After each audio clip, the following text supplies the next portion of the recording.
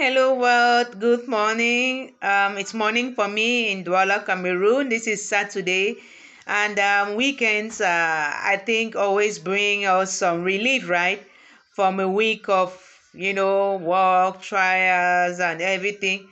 But I do know some people work on weekends too, and so they have to continuously being strong over the weekends. Okay, so I want to talk about be strong.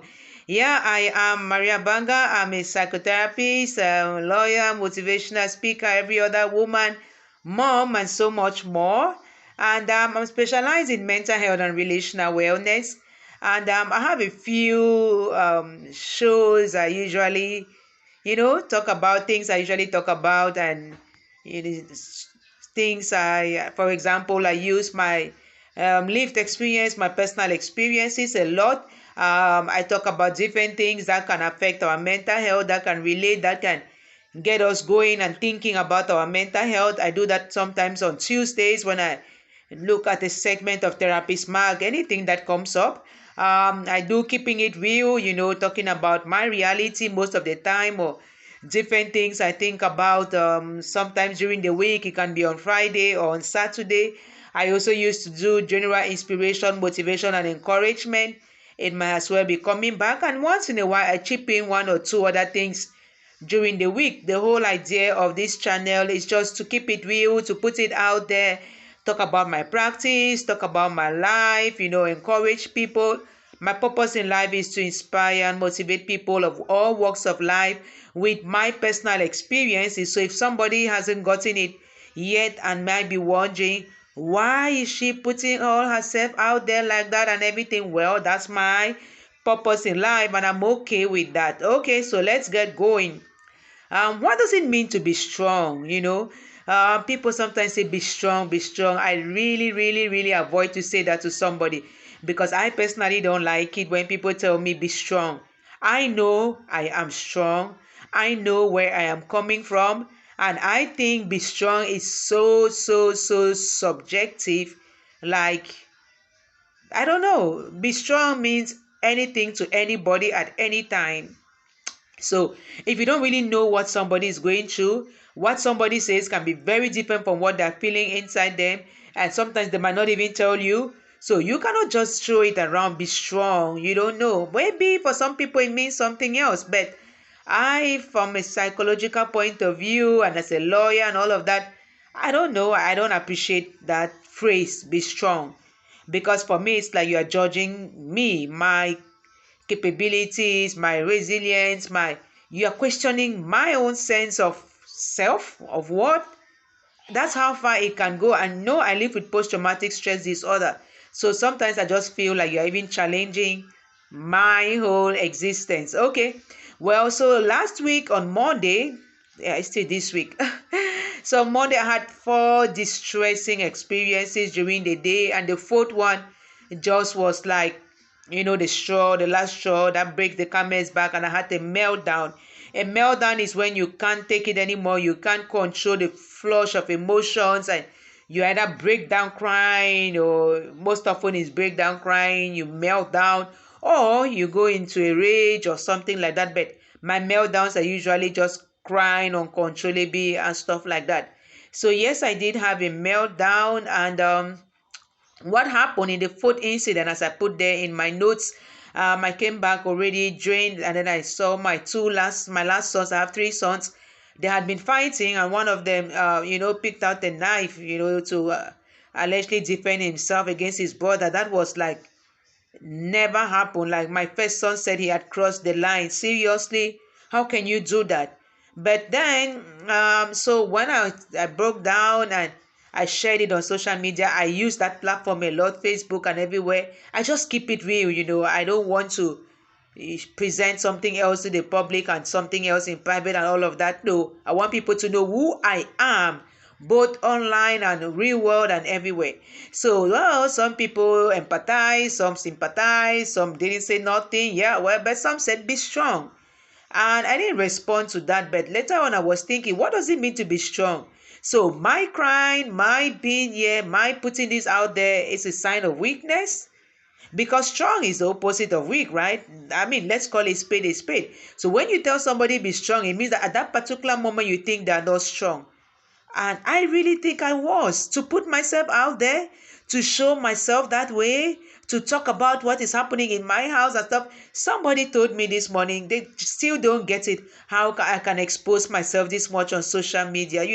That is my community. That's Africans. I don't know, maybe out there too.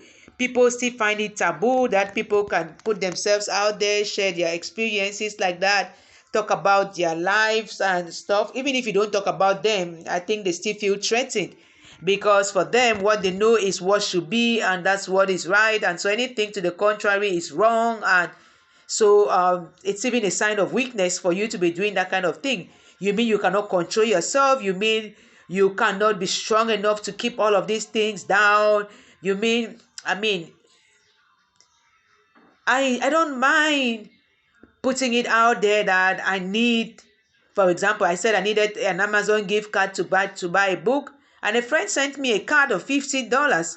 So was it a bad thing for me to put it out there? Was it a sign of weakness for me not to be able to afford an Amazon gift card? So is it a sign of weakness for me to say I'm struggling right now? I have a meltdown, or I have some trigger, or I have something on my head and stuff. What is all this judgment about? Can we not just say hugs, I wish you the best, oh, these too shall pass, simple neutral statements like that, than use subjective and judgmental, or statements that can be interpreted otherwise. Like somebody is crying. I remember an aunt lost her son, her only son, and she was wailing and crying, and people were holding her down. Oh, no, cry, be strong, tie your heart and stuff like that. And I remember it's my mom who said, leave her alone, let her cry out her pain. What do you mean by be strong? Hold it in. I really, really always remember, even if I don't cry when I remember anymore, but I will really remember how when I lost my daughter in 2008, I was told, oh no, don't cry. You can bring, that's a bad omen if you cry. That means you are not strong. That means you are not grateful. God is not going to bless you with another child. I had so much pain in me. I just wanted the ground to open so I could die.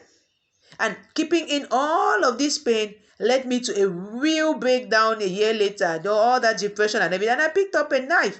So I don't think that we should, use those kind of statements that can make people to suppress their emotions. People have already suppressed it a lot. They are living in pain and in denial and trying to mask their pain, with unhealthy coping mechanisms like drinks, like drugs, like sex, like I don't know, stuff which go overboard, and they themselves feel later on, I did this too much, it's not helping me, it's costing me more pain.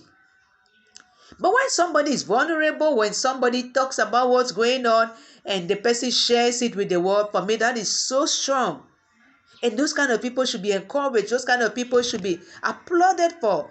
Oh, well, left alone, not told that they are not being strong. You cannot go to a hospital and see somebody on the bed who has just had a chemotherapy, and then you're telling this person to be strong. No. What you're going to do at that time is say, oh my goodness, Asha, you must be feeling terrible now, but I know you pull through this. That's much better. So that's the same thing with somebody who is having a mental health challenge, or who is sharing a challenging episode in their life and stuff like that. They are already strong in doing that. So telling them to be strong is not correct. Well, that's what I think, and for me personally, I don't like that. It's true that I would just say to myself, well, maybe these people are ignorant. That's why I'm putting this word out there, to raise awareness to the kind of things. It's just like the Global Mental Health Care Network, of which I'm a member, thinks some language is not appropriate when talking about mental health conditions. Stop saying you are mentally ill or you are crazy. Say you have a mental health condition and stuff like that. Well, the stigma and all of those things, they affect people a lot. And as much as I might not care about some words anymore, but some people do, many people do. If not, they wouldn't be talking about it. So it's for me now to reverse, change my mind and shift and start saying proper things, stuff like that. We are on this journey all together. We are all passing. Let's try to be more sensitive, to the needs of one another. That's just what I wanted to share. Maybe you think be strong means something else. You might want to leave a comment. I will really appreciate that. I appreciate all the subscribers already and those who like and share and stuff like that. All I want to do is put the word out there, raise awareness, live a purpose-driven life, do my own part. And when my time is up, I'm going to go. In the meantime, I am yours, Maria Abanga, chiming in from Douala, Cameroon, aka Mark. Mark means Maria Abanga Global. Some people have asked me. Yeah, I gave myself that brand. Okay, until next week, right? Tuesday for Therapist Mark by Grace. Okay, have a wonderful weekend, everybody. God bless us all.